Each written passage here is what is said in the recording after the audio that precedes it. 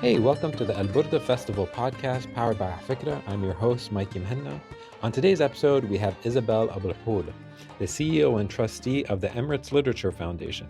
Isobel came to Dubai in 1968 and co-founded the very popular bookshop chain Magrudy's, which at this point has 11 bookshops across the country.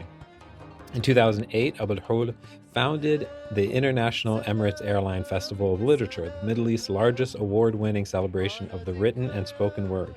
Isobel has won countless awards from all over the world for her work championing reading and literature for children, young adults, and adults. It's an honor to have her on the podcast. And so, what you're about to listen to is the very beginning of our conversation. As I met Isobel for the first time, she launched directly into the work that she's most passionate about, why reading matters.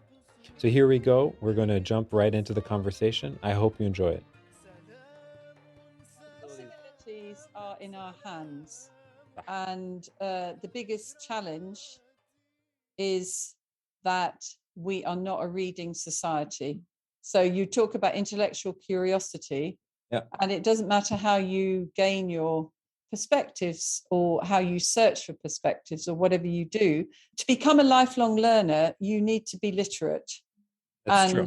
And there is a huge issue with literacy. And by literacy, I mean not being able to read and write, but to go beyond that. So if something like 68% of students in the US, forget about anywhere else, never pick up a book again after they leave college, there has to be something wrong, that they are not interested in books. The amount of people that, I meet and they'll say to me, I'm not saying whether they read it as an ebook or as an audiobook. I don't mind how people read it, what language they read it in, but that they are still making that one-to-one connection with a writer, because it's like a love affair. When you read someone that's written a book maybe 200, 300, 400 years ago, you are still in a relationship with that person. And that's not happening today in large numbers, particularly for young people. So I'm curious about this. And I think, usually I start with a long bio about you, but I think we've launched directly into the conversation. Yeah. Know I don't have a bio. I am who I am. I'm Mansour. I have 5 children, of whom I'm inordinately proud. If people ask me what is my greatest of children, it is having my children and being able to be part of their lives and giving them as much as I could. I'm far from perfect. I'm an imperfect human being. I make mistakes. I continue to make mistakes, but they have given me so much joy. And I take, there is something beautiful about that.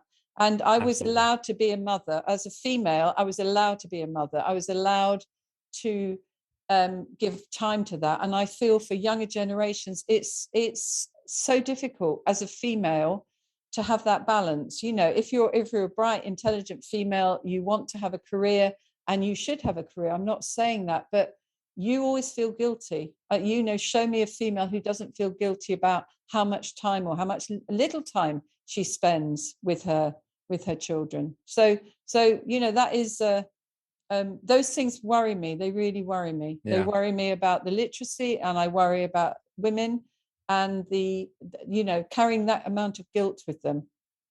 So let's go in that order, because I feel like there's a lot to unpack there. I'm curious about the literacy piece. This is something I think about a lot, but undoubtedly you've thought about it for longer than I have, and probably in a much more in-depth way. Why is reading so necessary for shifting societies forward or moving societies forward, as opposed to or in conjunction with learning more broadly? So, for example, let me tell you a sentence that I often hear. I often hear sentences like, I was listening to War and Peace on the radio. I was listening to the new Malcolm Gladwell book on my way to Abu Dhabi. That's not reading, so to speak. No. So what is it about having page in front of you, words on text, whether it's on screen or on paper in front of you, that you think is so necessary for young adults, children, adults, and sort of lifelong learners? Okay, so our brains, when we are given a physical object, we can touch it. So I'm very kinesthetic. I like touching things. People, have different, some people are audio. I cannot enjoy a book listening to it. I have to read it. And particularly, I prefer to read a physical book. I have an iPad, not an iPad, a Kindle, all of that. And it's great. It's great for quickly picking up sample chapters and things like that. But to really get to grips with a book, why is it important? Because when you listen to an audiobook, someone's reading it. All right. So you are being influenced by the voice, by the tone, male, female, etc. The performance. And that's the same when you make a book into a film. So when your brain is reading a physical book, you slow down, your heartbeat slows down, your blood pressure drops. So that is quite significant if it has that impact on you just reading. So it does something within your brain that then sends messages to the whole of your physical body to slow down. This is important. And people who have worked with severely damaged people, children I'm talking about, and they read to them, often reading will unlock them to start speaking and them to sort of connect with images on the page, hearing the voice and then with the illustrations. So reading is really important. And I go back to that relationship between me as a reader and the writer. So as you read, I bring all of my baggage, all of my experience, all of my emotions and my moment, because you could be in a rotten mood, you can be in a happy mood, you can want to escape. So all of that comes into how I absorb and what I think about what I'm reading. And I'm talking here mainly about literature, but it's about everything that you read, and how books that I read more than 50 years ago, I can remember exactly where I was and what time of year it was and what impact and how I felt. And even if I think about it, I want to cry sometimes. I remember those moments that never leave me. Now, nothing else has that same, apart from food, probably food. I can remember meals that I've had. So I do love food. So you get that sort of sense of where, food is very much about love.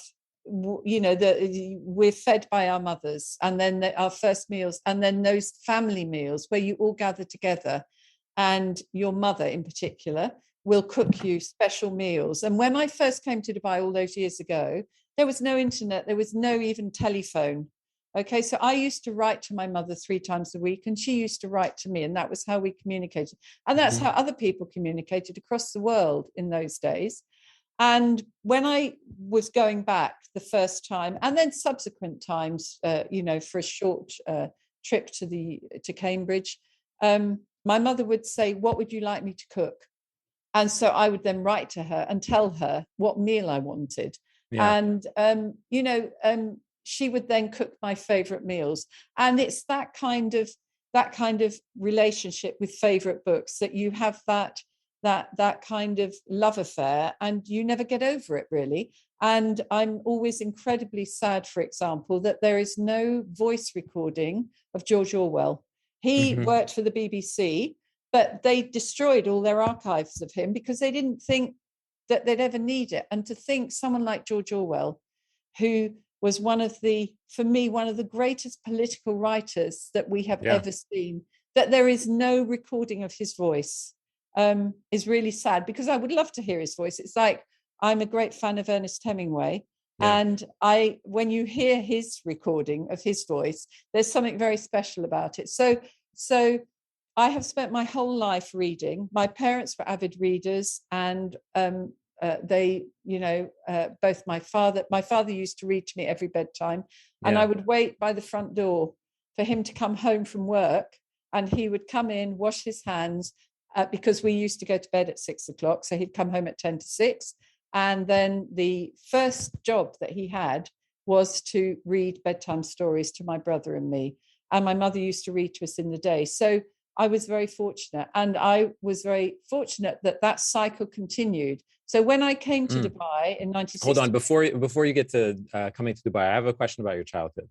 What are some of your favorite stories from when you were a child that you remember reading, or favorite books? Yes, my favorite book was The Secret Garden, and also Heidi, those 2 books. Now, interestingly, they both have strong female characters, heroines. And again, that's really important. And I can remember reading those. And I think obviously read them independently. And I was probably about 7 when I read both of those. And the journey of the character in The Secret Garden, she's a really obnoxious, spoilt child who becomes an orphan and travels from India to this forbidding Yorkshire moors. And the descriptions in that, I felt it, I saw it, I could breathe it. And then she meets this wonderful boy who has a way with animals, and it was magical. And then, you know, the journey that they went on and how she came. And the same with Heidi. I was in the mountains with her and the goats and keeping them and living in this wonderful, I'd never been to Switzerland. And, you know, I can remember how strongly, of course, I read Black Beauty. I loved horses and those kind of books. I read all of those sort of books, but the ones that I really identify are where there were girls who became heroines and who overcame challenges. So I'm curious. I love this idea. I love the first answer that you gave me about the difference between ebook, sort of books on tape, and reading. And I think what you're implying is that when you read it yourself, you have to trigger your own imagination. You actually have to create a production yourself. You have to be the director and the editor and the actor. You have to actually imagine what Orwell's voice sounds like without the assistance of the voice actually doing half or maybe more than half the work for you. So what I'm curious about is, have you reread any of those books recently? Oh, yes. And is your reproduction different than as a child? Is this kid not as obnoxious or more obnoxious than you remember? Well, I read some of them, I read to my children, and it's really fascinating when you return to books that you read as a child and you read them again to your children. And they were their favorite books too. I mean, they I have 1 son and 4 daughters, and they really identified in the same way that I did. Yes, I don't think, so for example, if I have to choose a favorite, it's very difficult to choose a favorite book. Yeah, of course. But one of my favorite all-time books is For Whom the Bell Tolls by Ernest Hemingway. I've reread it almost every other year. I've reread it again. And each time I discover something else that's there, not because it wasn't there before, because I'm different. And I have skipped that bit because I read very fast, and you know, you slow down sometimes and you then turn the page and you think, no, was I here? You go back and you notice something. So rereading good books is really beneficial, because sometimes you read a book and it is very difficult to take in all the nuances and all the threads and the words that are there, and with Ernest Hemingway, the words that aren't there, and how you absorb that the second time round. And you know, writers will spend a lot of time rewriting and editing and things like that. So they are, you know, it is their creation and they're very familiar with it, but the reader comes to it completely unattached to it, and it's building that attachment. And sometimes you go back. And Shakespeare, again, I mean, my favorite Shakespeare is King Lear, because I think at heart I must have a tragedy. You know, there must be something, because I love tragic things that have terrible endings, and I don't know why I like that, but it's where it upsets me so much that it scars me, but in a way that I think, why could they not have seen what was going to happen? Why could they not? Why did he have to be that way? And you sort of you try, and you can't leave it because I want to make it better, and I can't. And that's the kind of impact a book has on me sometimes. Well, the best tragedies are not exclusively tragic, insofar as life ends, right? So every single life is tragic at the end, at the last moment. But life itself is if you're lucky, an interesting journey, right? Maybe that's it. Have you read A Little Life by Hanya Yanagihara? No, I haven't. Oh, read it. It is an incredible, a tragic book. It is a tragic book. I think it was, I don't think it was about 8 or 9 years ago. And I think she'd written one book before. She's written that book. I believe she can never write another book after that. It is the most incredible read. I think it's have you told her that? No, it's not my job to tell her that, because I would hate to tell, but I cannot see how she could follow up on that.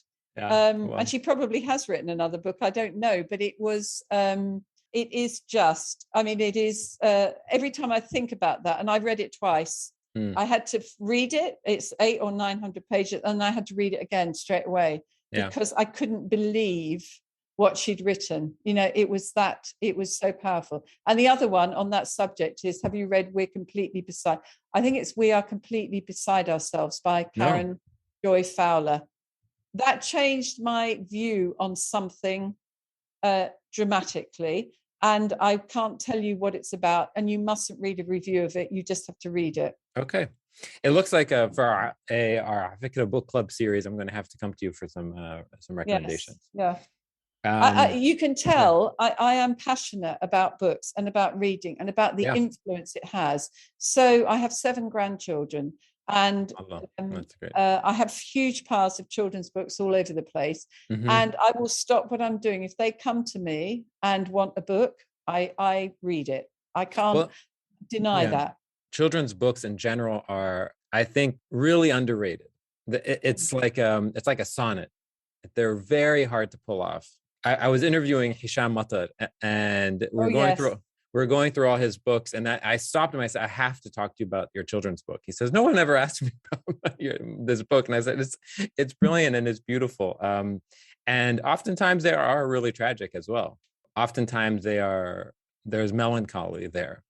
Yeah, go ahead. Part of life. Yes. I think children's books are so difficult to write. You read a good children's books. And that's why I think bedtime stories and reading with your children is really, it's a bonding time, but it's also a time of discovery, because you will find children, their tastes, because each child will have different tastes, and you have to respect that. And they will. So that's why it's always important to have a selection of books and let them choose. But what I used to do was, they would choose one, I would choose one, because then I felt that was fair, because there were some children's books that they loved that I hated. I really did dislike Beatrice Potter books, but 2 of my children loved them, so I had to read them. But that was not my choice. So I think it's fair as a parent to have a choice, but children have to have a choice as well. And if it's trains they love, or dinosaurs or whatever, it's up to them to choose. And the other thing that children do is they want the same book hundreds of times. And I find that fascinating. And the fact of what they discover in the illustrations that I often never even see. And, their take on it is it's obviously because they're not focused on the words in the way that I am. So I love reading with children, my grandchildren, or other children, because each one, it's a separate little journey you go on with a child. Well, it's like art. It's, my nieces and nephews, it's amazing to see them paint and draw. And they're very lucky that my sister never tells them what to draw, and never corrects them, and never says, oh no, this is how you draw a star. And because they come up with ideas, but the interesting thing about children is that they're just slower to communicate their ideas. And so if you just railroad them and say, no, this is what's happening on the page, look at this, look at that, look at this, then they'll just go along with you because you're more efficient. But if you just slow down, like you said, their ideas do come out. You can't microwave them. It just takes longer to cook them up. And they're individual, and they need to, I do think education fails children in so many ways. I agree. This ability for very good teachers to stand back and allow children to find and discover. And, every child has a talent, and a good teacher will be able to recognize that. So you might be great at, screwing something together, or you might be great at drawing, or you might be someone who can string words together. There's so many, we all have different skills. And I'm hopeless at many things, but some things I'm good at. And I think it was great that I knew I was good at some things, and I accepted that I was rubbish at others, and that didn't matter because I had something to give me confidence. Yeah. But to destroy children through testing, I can't stand the fact that they test children in primary school, and you either succeed or fail. I mean, kindergarten. On what? Yes. I mean, on what are you testing these children? Yeah. Anyway, that's a whole other subject. Well, let's get to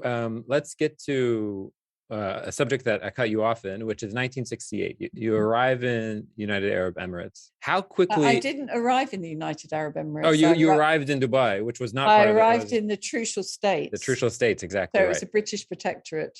Exactly. So you arrived in Dubai in 1968. What drew you here? What brought you here to the Trucial States in 1968? Okay, so I was a student in Cambridge, and I met my future husband, who was from Dubai, and I followed my heart, and I came out to Dubai in 1968, met his family. We all fell in love with each other, and I was blessed to have the life's journey I've had. It's just been incredible. So Dubai of 1968 was a very different world to Dubai of 2021 in so many ways, but the people were constant in that. Yeah. How do you balance Dubai is a place that is very forward looking. It's thinking about progress, change, growth, very forward looking ideas. Running a literature foundation and sort of this big festival and this bookshop has to strike this balance, taking a look at new books, right? New things, new authors, new generations, but also sort of celebrating the past. How do you sort of balance that in your own mind in a place that is very forward looking, but also coming to this point with the Jubilee where they're also trying to celebrate their past and they're trying to balance these two perspectives? I don't know how you balance it. I just think you just do it naturally. So I think the leadership here has the strength of their traditions and their culture and their religion, and I think that runs deeply through the seam of Emirati society. And yet at the same time, the leadership is visionary. I mean, I think back to Sheikh Rashid dredging the creek, building Port Rashid, when at that time people thought these were things that were doomed to failure. And, it's all of the other things that have happened across the Emirates. Dr. Sheikh Sultan of Sharjah with his vision for the Sharjah Book Fair and the impact it has had on the country and the region and just sort of focus on books and literature. So I think that it's important to acknowledge where you've come from. And I think it's that is sort of deeply embedded, as long as we don't lose that. And I think that they are doing everything they can to keep that sort of those traditions burning. So I think we always need to look back and we need to look at the cycle of life, as it were. But we also need to not be afraid to take risks and try new things. I mean, Expo is just like a mirage rising out of the desert. It is spectacular. And it's achieved, I'm sure, more than anyone maybe imagined it would achieve in so many ways. I mean, it is a an absolute tribute with COVID and everything else that they have done it so spectacularly well and made it a place where the world comes together. And the focus on youth is so much. And I think that it's a young country, and they are absolutely right on track to keep the focus on young people and making sure they have the skills necessary for the next 50 years. Now, what are those skills? No one told me that I needed to, know about the internet or mobile phones or all of the changes that have happened in my lifetime, and our ability to learn new skills. So I think being a lifelong learner is really important, and you have to know where to go to get information. So we kept goats and cows, and there weren't an excess in those days of vets. And so I found a book. It was the Australian, I can't remember the title of it now, I've got it somewhere. It was a book on how to treat cows if there were no vets, if they got ill. And I misdiagnosed all sorts of diseases in our cows because I was too imaginative and too dramatic. This was WebMD before WebMD. Yes, yeah. So it was I had the Dairy Maid's Guide to Make Butter, and I had all sorts of other books that I found. I could always find a book to help me with that knowledge, whether it was handicrafts or learning another language or whatever. So I mean, now we've got the web. Okay, we've got the web, and it's a source of knowledge. So you can always look up. I marvel that if you've got a machine and you want to know how to use it, a model of, a cake maker or whatever it is, you can go on the internet and there'll be someone there that runs you through on YouTube rather than the old catalogs. Manuals. Yeah, exactly. The drawers filled with manuals are long gone. Yeah. Oh, I don't know. Not in our house, they're not. I still got, I save all the manuals of toasters that we may have thrown out, 10 years ago, but still. I'm curious about, if you think about the work of the foundation, it seems like one of those causes that everyone should be behind, right? Everyone should read more. Who's on the other side of that war? Who's on the other side of that battle? Probably no single person means to be pushing up against that. But what are some of the major challenges that have slowed the progress, that slow the number of books that kids are reading across the Emirates, but also across the region? Parents. It's parenting. I mean, I think that is the biggest single cause. It's not right to expect that your child will turn up at school at 4 years old and they've never held a book in their hands. They've never been read to. And there are so many reasons why parents need to be responsible. They need to make time in their lives. We have 24 hours and everyone will say, I don't have time. I don't have time. We all have time. You can carve out time and you can make sure that you have a regular habit of reading to your children. Now, maybe if you're on a plane or you're going on holiday, you may break that routine. Okay, that's okay. But I'm talking about the daily routine when you're at home, that your children hopefully brush their teeth and they have a bedtime story, because that is the best possible time. It also is a soothing time for both you and your child. So I had 5 children over a space of time. So normally I'd have 3 children. We'd jump into one bed or another. And the reason why we had to do it in a routine, so it wasn't the same child's bed every night, was because I made it warm. It was like the human thing. So we would all share that one bed. And each would have chosen a book, and I might have chosen a book. And we would have, maybe 20 minutes of bedtime stories. And the next night it would be in the other child's bed and so on. So they would hear books that maybe were for older children or younger children. It didn't matter. It was that sharing of stories together in a warm, informal, loving environment. And it is so, I cannot tell you, if children haven't had that, how much they are missing out. So when I meet new children, they may not want to come, sometimes children are a bit reserved. So I normally will just find a book and I'll say, oh, can I read this to you? And they will sit at a distance. They won't come near. Yeah. And then we read a book and we've shared something and we break down that reservation between us, or that sort of reserve from the child. And so I think parents are not reading to their children. They may give them iPads. They may give them, I don't know what else they give them. But if you want your child to do well at school, and who doesn't, read to them on a daily basis. Take them to libraries. Let them have books as present. Bring that. Show them that you also read. So until we get more and more of society doing that, we are not going to break down that barrier. And children will arrive at school with poorer vocabulary, not knowing, about the world around them, not knowing names of animals or colors or numbers, not having the way to formulate their opinions. And, you will find children who love books. They can tell you the name of 20 dinosaurs and fish and sharks and what have you, because that will have been part of their growing up. and we owe it to them. And then you come on to the educational system. So these children, it's not about teaching a child to read, it's about giving them a love of story. And that's what books do. And you sharing it with them, you will get there. Giving them the imagination. Yes. And then you will see very quickly, they will decide which books they like. And that's what I love as well, that individual choice that they make. And then if you, you would take them to a bookshop or a library and they will gravitate towards books they like. And that choice, that freedom is really important for children. The other thing that you're implying when you've mentioned the word slowing down a lot.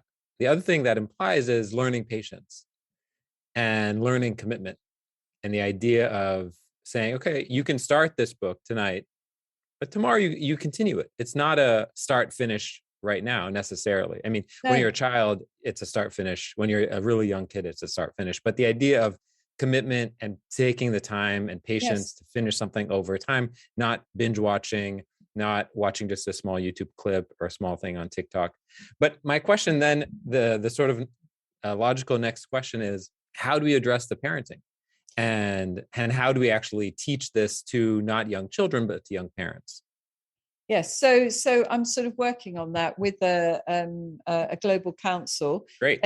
based on Sustainable Development Goals that reports to the United Nations. Mm-hmm. So I've got a nexus model of quality education, reduced inequalities and partnerships. So I'm working on, and this is my first sort of term of chairing this, and I've got 18 amazing other members of the council from all, that all have a vested interest in literacy and reading for pleasure. So reading for pleasure is, for me, the most important thing. So any child who reads regularly for pleasure will outperform their peers in every subject. Because if you can't read, you can't answer maths questions. You will not understand science, history, geography, you name it, politics.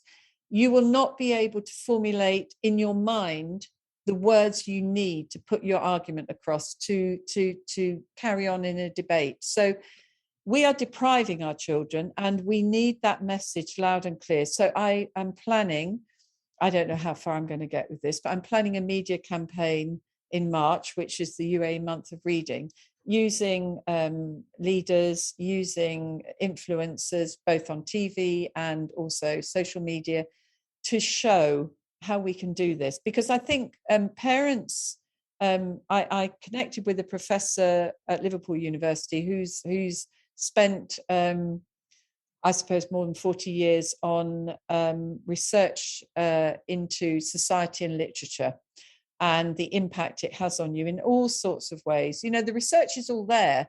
We know that it's good for us on so many reasons. You know, if you knew that you were going to have 2 more years of life if you read regularly, you would do it.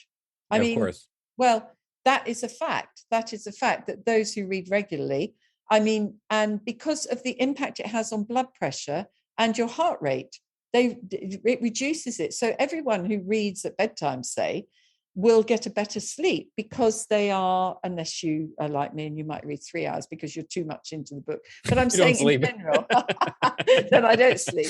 But let's leave that one out of the media campaign. But it is that sort of, so parents may be shy to do that. They may not know how to read a children's book. They haven't had that experience themselves. If they've had it done to them, they would do it to their children. That's how it works. So we have to break that cycle now.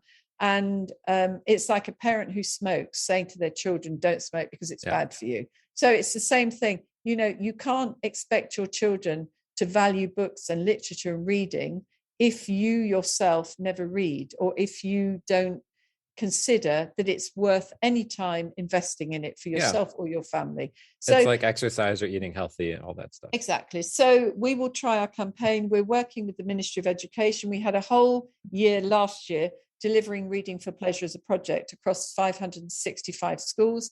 Emirates, it was from grades 1 to 12, and all students were gifted 6 books to start or add to their home library. But we were in COVID times. So how much of that actually impacted. We did webinars for parents, we did webinars for teachers, we organized author webinars for each session, we put together resource packs. So we worked on a whole thing. But for this year, we are going to focus on 2 schools, a kindergarten school and a primary school. And we're going to go in there and we're going to make it a haven. We're going to have coffee mornings for parents, afternoon meetings with dads. We're going to build bonds within a community, because I think if you can demonstrate and have stellar schools where it is a community project, that they say it takes a village to raise a child. Well, it also, it takes a community to come together and say, actually, I quite enjoyed that. That was quite social, mothers getting together, role play, doing role plays where you're reading, you then overcome any inhibitions you have. And it comes obviously very easy to me because I had it done to me.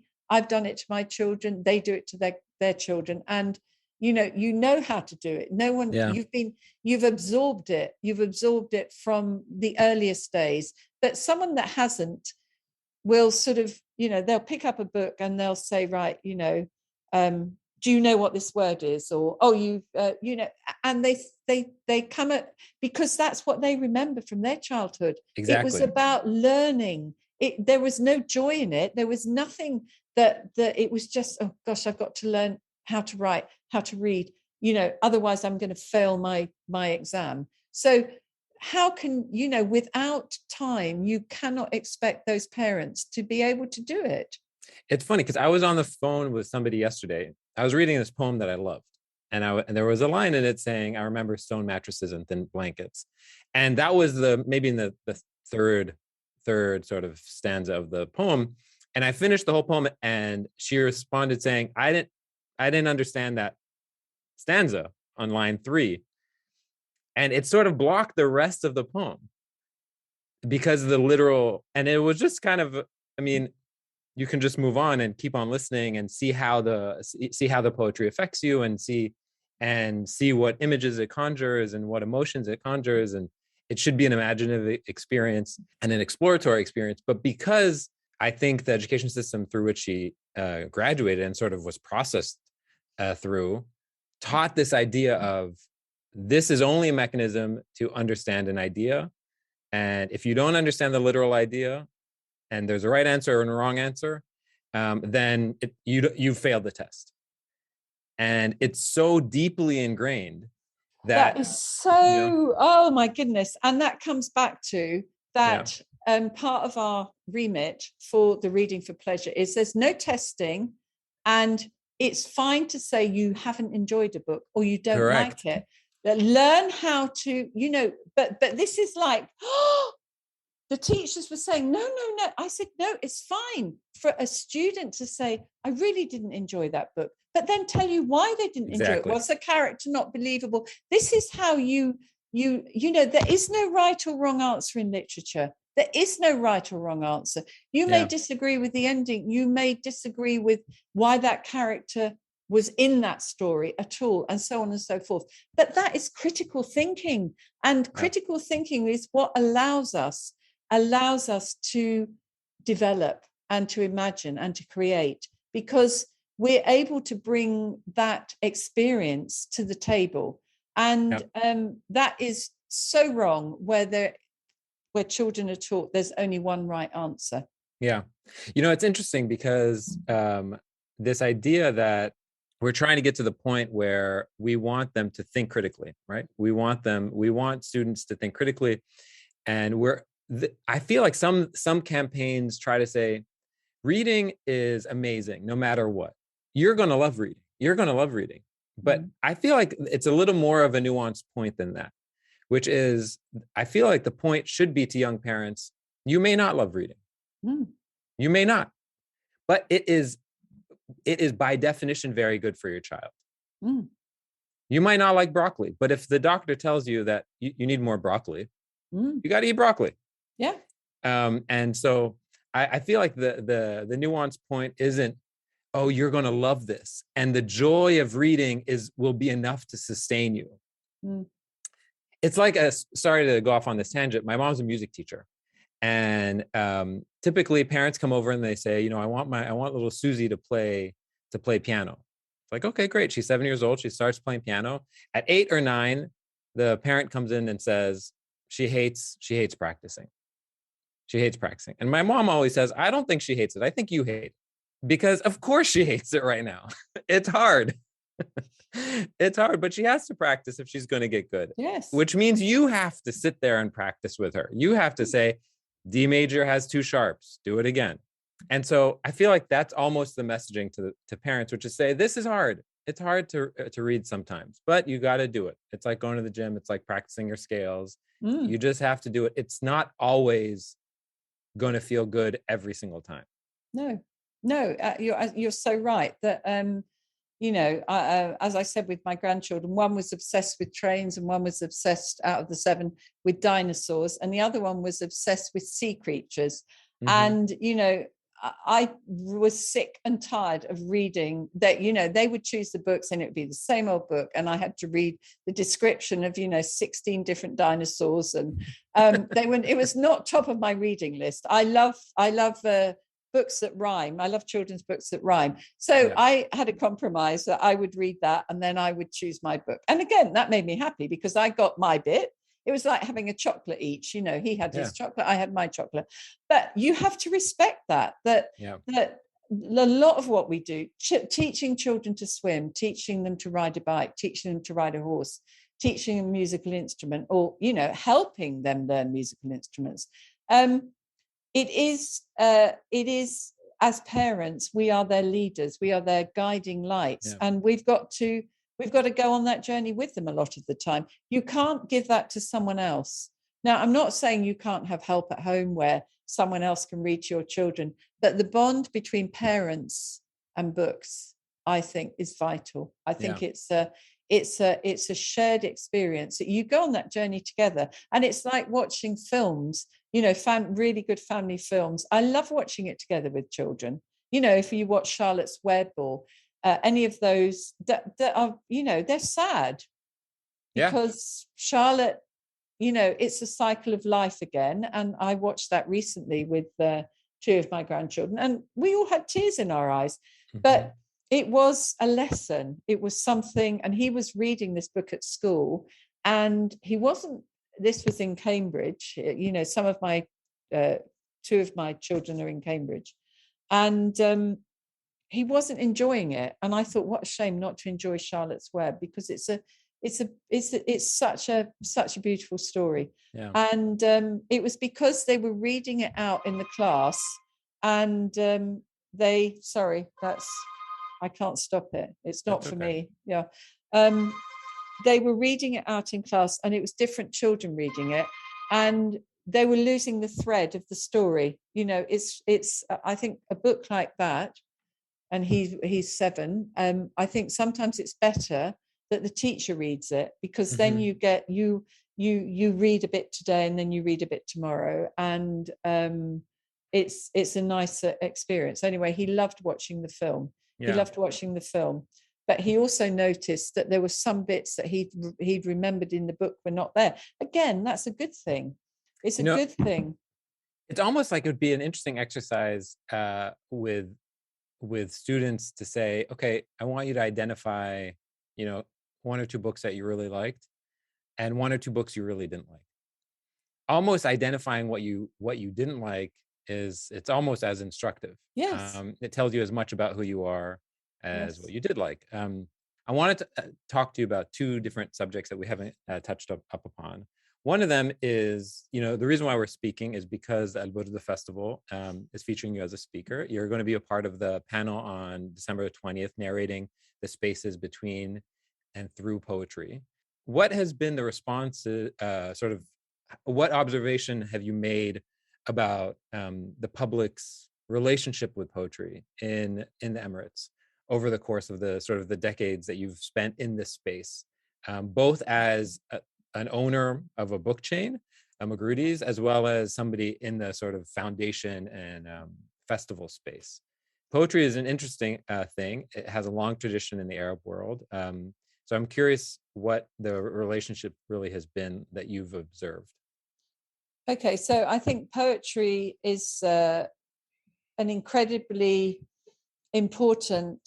I've always felt of poetry as language that is stripped bare in a way, and you can recite poems again and again, and the more you recite it, and I like to hear poems. If I'm reading a poem, I often will recite it. So I will arise and go now. I'll go to Innisfree. I mean, that poem, I absolutely love it. And it was one of my father's favorite poems. And you have this sort of image in your mind, and it doesn't matter how many times you read it or you recite it, you will take something from it. And I can remember one of my daughters, they used to have to recite, they'd learn a poem, and it was Dolly in the Dust Cart by Pam Ayres, I think it was. And it was about a dolly who the dustman had rescued from the dust cart.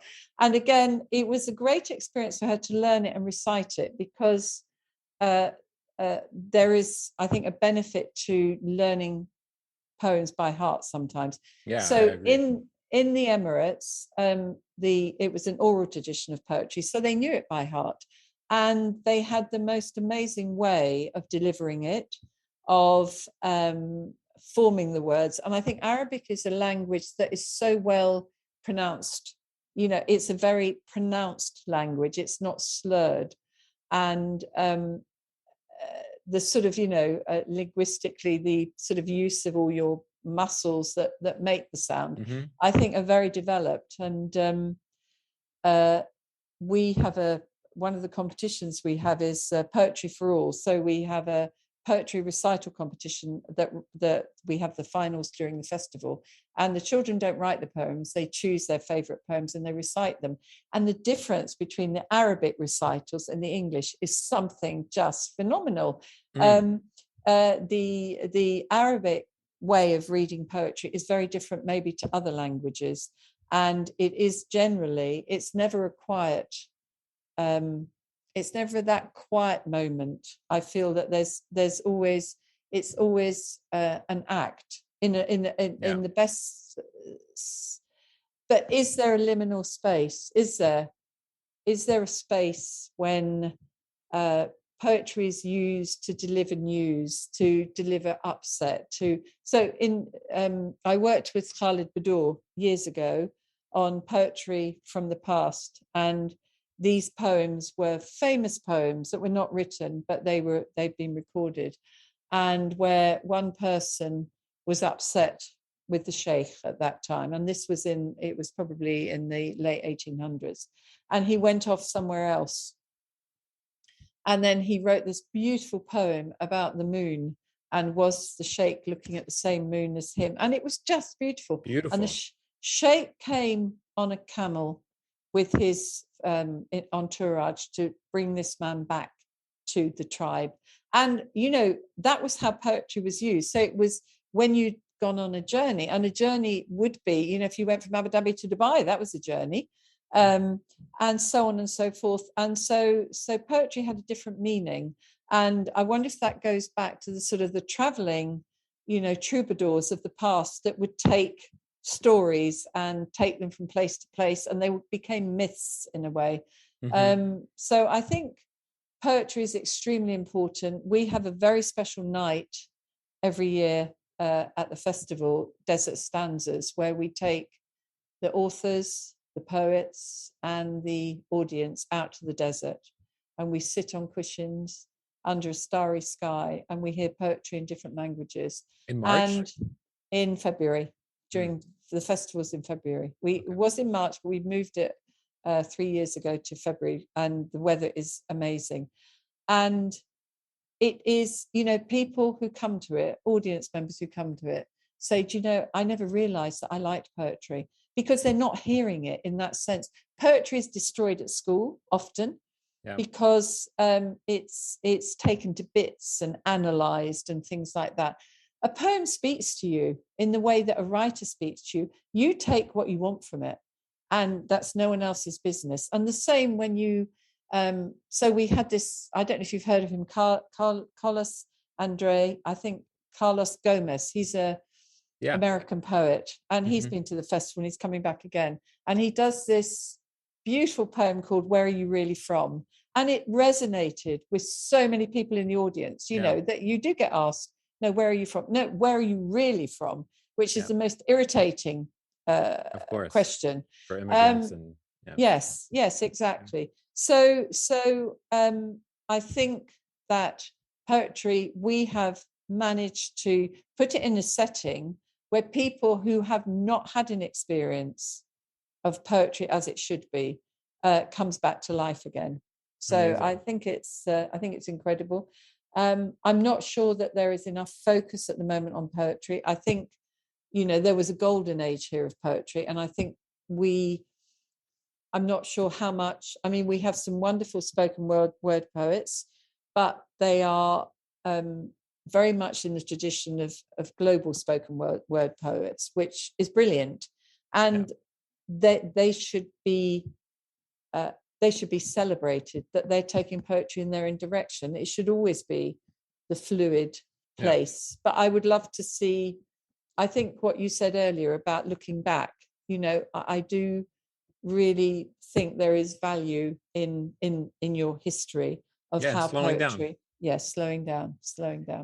Yeah, you know, one of the things about poetry that I love, and you spoke about it when you're talking about the way it's taught in schools, is that, you know, I've interviewed a bunch of poets on the series, and what I love about them is there's a lightness to them. Every single poet I've ever interviewed has been extremely light in the way they speak to me. And the reason why my theory about this is that they've gone through this distillation process where they've shed a lot of the unneeded layers and gone to the point where they can build these small little icons that represent really big ideas, but they're small. And that's why stanzas stick with me. They stick on me. I can't get out of them because they're these little windows that allow me to see these deep emotions. And the problem with the way I think it's taught at schools is that it's regurgitated. It's hard to keep on finding new poetry. So it's the same poem over and over and over and over again. And the teachers, I think, are just sick of them. They've taught them a million times, and so they just do it on autopilot. And then the students don't get the benefit of actually discovering something that's actually new and exciting for them, which is a shame. It's a real shame. It is. And I think, you know, that's why having poetry performances, I'm not sure how much that happens actually here now, because poetry was very much, you know, a medulist thing that it would be there. And then they had they've got the Nabatee poetry, which is the to and from, which I love. And that was very much a sort of, you know, really, really popular. But I think that with everything else that's going on, people are not giving themselves time sometimes to, and I'm hoping that will come back more to the fore as we find that time for important things again. Yeah. Well, Isobel, thank you so much for taking the time to speak with me. It's a real pleasure. And thanks. I should say thank you for doing your work. It's this is the type of work that needs to be done. And so I appreciate you taking the time to do it. Thank you so much for listening. I hope to see you at the festival. For more information, go to burda.ae. That is burda.ae. The festival runs from December 19th to the 21st at the Dubai Exhibition Center as part of Expo 2020 Dubai. The festival is organized by the Ministry of Culture and Youth, UAE, and this podcast is powered by Afikra Podcasts. Take care.